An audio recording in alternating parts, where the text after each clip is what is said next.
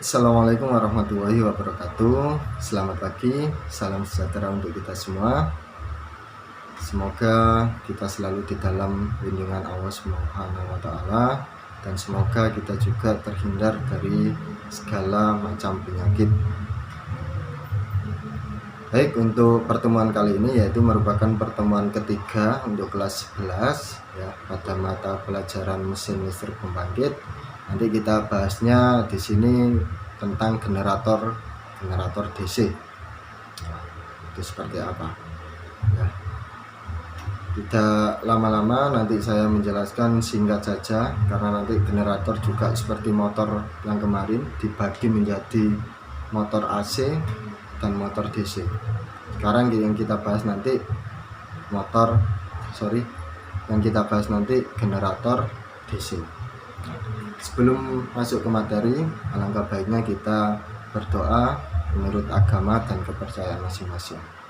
Semoga apa yang saya jelaskan bisa kalian pahami, bisa kalian mengerti, dan bisa kalian jadikan bahan untuk mengerjakan tugas, juga menambah wawasan.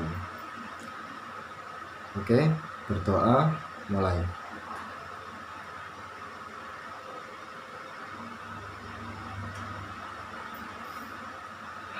Berdoa selesai. Selanjutnya masuk ke materinya. Untuk pelajaran mesin listrik pembangkit kelas 11, materinya yaitu tentang generator. Seperti yang kita lihat, memerlukan putaran yang akan menghasilkan tegangan atau aliran listrik. Kalau yang sebelah kiri atas itu tentang rotor dan statornya, itu sudah ada magnetnya. Kalau yang sebelah bawah itu induksi magnetnya nanti dihasilkan oleh lilitan. Ya, bedanya di situ. Oke, sebelumnya kita terlebih dahulu menjelaskan ya, ada dua jenis generator, yaitu generator DC, itu yang sebelah kiri, yang ini. Nah, yang kedua itu generator AC, atau yang biasa kita sebut alternator, atau biasa kita sebut nanti genset. Kalau genset itu generator yang sudah dikoppel dengan mesin penggerak, yaitu diesel. Oke, masuk ke materi. Dasar generator DC ya, yaitu energi mekanis atau energi gerak mekanis putaran menghasilkan energi listrik. Seperti itu. Ini contohnya. Kalau di simulasi ini ada magnet kutub utara dan kutub selatan, hanya satu pasang kutub. Terus kemudian tengahnya ada lilitan yang diputar, itu nanti akan menghasilkan aliran listrik. Nah, untuk generator DC, aliran listriknya itu dihasilkan pada komutator atau brush, nanti ada gambarnya. Oke, konstruksinya seperti ini. Ada rotor ya, poros, inti, komutator, kumparan, lilitan rotor. Nah, komutator itu terletak pada inti besinya, nanti ikut berputar juga. Terus kemudian stator, ada kerangka, terus kumparan utama, kumparan bantu, bantalan, sikat arang, dan terminal sumber. Nah, sikat arangnya itu nanti yang akan berfungsi menggesek komutator sehingga menghasilkan listrik DC, tegangan DC. Kalau menghasilkan tegangan AC, itu sikat arangnya diganti dengan cincin seret. Nanti ada penjelasannya. Seperti yang kita lihat gambar sebelah kiri itu, yaitu rotornya. Ada alur, lilitan jangkar, komutator. Lah, komutator itu yang seperti itu, tembaga yang berlapis. Terus kemudian ada sela-selanya, ada poros, ada bearing bearing itu fungsinya sebagai apa? Sebagai biar tidak goyang, sebagai penguat, ya, tidak gesek-gesek atau geser-geser porosnya. Kalau tanpa gear nanti putarannya akan berubah-ubah, geser ke kiri ke kanan, ke kiri ke kanan, seperti itu. Oke, untuk yang gambar sebelah kanan itu stator, yaitu memiliki belitan bantu, belitan utama. Nah, untuk yang belitan kompensasi itu biasanya pada rotor, pada rotornya, karena gambar yang sebelah kanan itu titik tengahnya itu merupakan rotornya. Nah, prinsip kerjanya sekarang, dasar teorinya seperti yang di awal kemarin, yaitu menggunakan dasar teori hukum Faraday yang melibatkan induksi magnet, ya, dasar penemu tentang listrik, flux magnet, terus adanya kawat penghantar, terus terjadinya perubahan flux magnet. Seperti pada motor pasti memerlukan 3 ini. Nah, untuk generator DC sumber listrik itu dihasilkan oleh komutator, ya, seperti yang saya jelaskan di awal. Nah, putaran rotor dihasilkan dari premover atau penggerak mula atau turbin. Nah, itu kalau PLTU ya turbin uap, kalau PLTG ya turbin gas, kalau PLTA turbin angin. PLTA itu pembangkit listrik tenaga air, jadi nanti pakai turbin air. Nah, ini sebagai gambaran saja, ya, ada turbinnya dikoppel dengan poros generatornya, ya, pasti dikoppel. Jadi contohnya turbin apa ini, uap, karena adanya aliran udara. Nah, kalau turbin gas itu mungkin sapnya atau pisau-pisaunya, kipas-kipasnya itu beda arahnya. Nanti kalian pelajari untuk jenis turbinnya itu di perangkat pembangkit, di pelajaran perangkat pembangkit ada semua. Nah, ini alur kerjanya. Saya ambilkan contoh, ya, ada contoh gambar A, B, C, D, kemudian balik A. Ya, kalau gambar A itu tadi tegangannya di bawah, ya. Gambar B tegangannya akan ke puncak, itu menandakan plus. Nah, C kembali lagi ke bawah. Kalau D itu ke puncak lagi dan A kembali lagi ke bawah. Begitu terus sampai menghasilkan tegangan DC. Nah, kalau tegangan AC nanti gelombangnya tidak seperti itu, tidak seperti gunung. Gelombangnya akan gelombang sinusoida. Jadi habis ke atas ke bawah. Kalau ini kan nggak ada yang ke bawah. Nanti dipelajari di materi selanjutnya.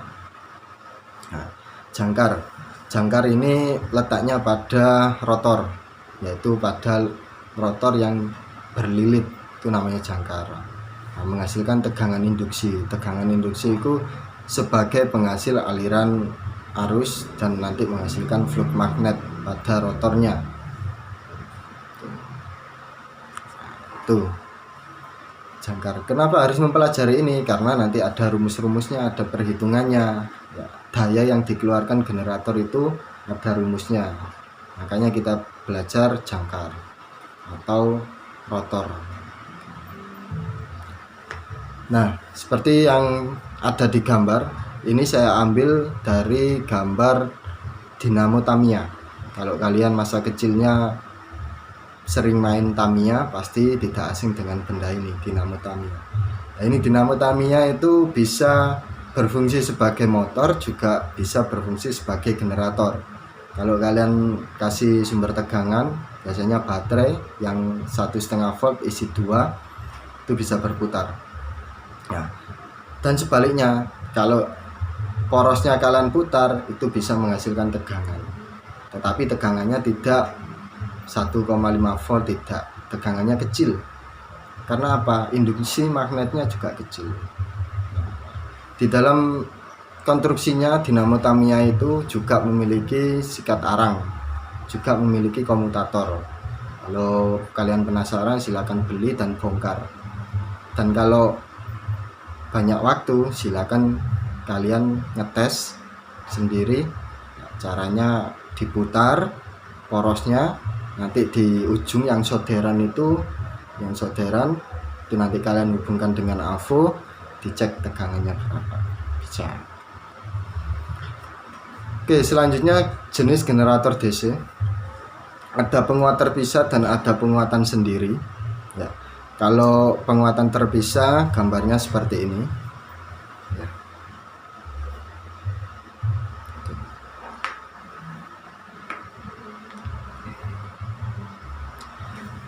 Nah, jangan salah paham, VF itu tegangan untuk penguatnya. Jadi penguatnya itu yaitu lilitan jangkar, itu disebut penguatan ya. Lilitan jangkarnya itu disuplai dengan tegangan DC sendiri ya, disuplai dengan tegangan lain. Jadi selain nanti diputar dengan tenaga ya, atau dengan energi gerak, tapi di jangkarnya itu diberi tegangan lagi agar kuat penguatan, agar nanti tegangan yang dihasilkan itu stabil. Makanya di situ ada VF ya. VF itu tegangan untuk penguatan. Kalau VT itu tegangan terminal atau tegangan outputannya berapa. Terus jenis yang kedua itu penguatan sendiri. Nanti generator penguat sendiri dibagi lagi ya. Yang pertama itu ada penguatan sendiri yang seri. Nah, yang di seri itu generator dengan tahanan penguatannya. Nah, RF-nya. Nah, kalian bisa lihat di gambar. Selanjutnya yang shunt itu yang RF-nya diparalel dengan generator. Dari Pak Putra agak pilek sedikit ya.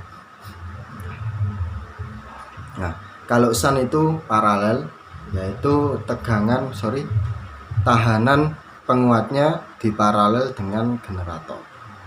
Tuh. Jenis yang terakhir yaitu kombinasi kompon atau campuran ya. Seri dan paralel dicampur, dikombinasi. Ada yang kompon panjang, dan yang kedua yang B itu kompon pendek. Nah, perbedaannya tahu ya di RF2 nya. Nah, kalau yang kompon panjang paralelnya RF2 itu setelah RF1. Kalau yang kompon pendek yang B itu paralelnya sebelum RF1. Rumusnya seperti itu. Nanti bisa kalian lihat. Kalau butuh waktu yang lama ya bisa di pause. Oke. Mengukur kualitas generator. Regulasinya. Ini dayanya yang dihasilkan ya.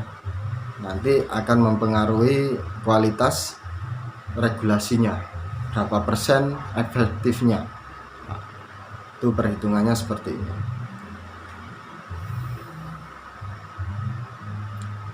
Contoh soalnya seperti ini ya. Semakin kecil nilai presentasi ya, maka semakin baik kualitasnya. Jadi kalau nilainya 1% berarti lebih baik ya. Karena nanti P, L ya, tegangan P, L itu nanti kalau semakin kecil semakin baik, intinya seperti itu.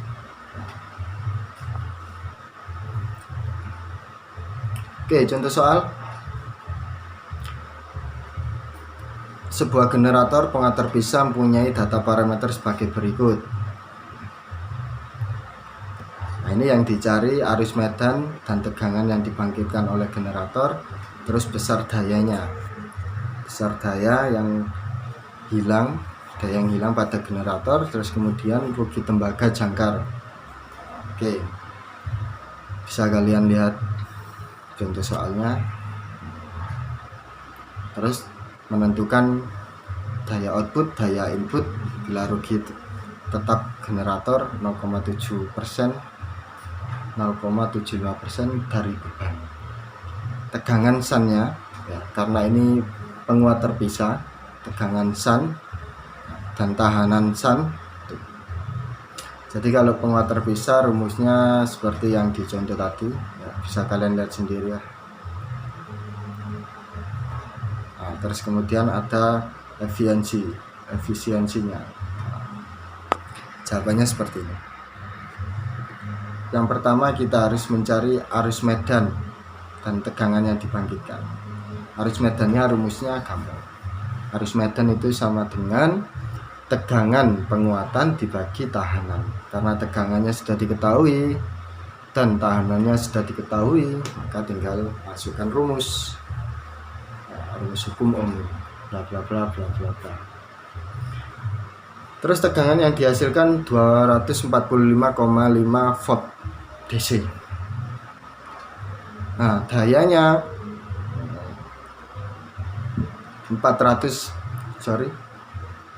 450 dikali 230. 230 itu dari mana? Dari tegangan terminal VT. Kalau yang 450 itu dari arus jangkar IA. Daya maksudnya IA dikali EG. EG-nya tadi sekian. Rugi tegangan, rugi dayanya tinggal dikurangi. Daya masuk dikurangi daya keluar. Oke, untuk tugasnya ada 3. Yang pertama review penjelasan, yang kemudian kalian kerjakan di buku tulisnya masing-masing ya. Jadi meringkas apa yang saya jelaskan tadi seperti biasanya. Kemudian yang kedua cara kerja generator DC. Penjelasannya bisa disertai gambar. Boleh kalian cari referensi lain di Google atau di YouTube ya. Terus yang ketiga, ini ada perhitungannya. Mencari arus medan yang dihasilkan generator DC penguat terpisah apabila tegangan medannya 150 dan tahanan medannya 200 ohm. Gampang sekali. Oke. Mungkin itu yang bisa saya jelaskan. Selamat mengerjakan, selamat beraktivitas. Jangan lupa tetap jaga kesehatan dan jalankan protokol kesehatannya. Salam untuk keluarga di rumah, semoga selalu di dalam lindungan Allah Subhanahu wa Ta'ala dan terhindar dari wabah COVID-19. Oke, cukup sekian yang bisa saya sampaikan.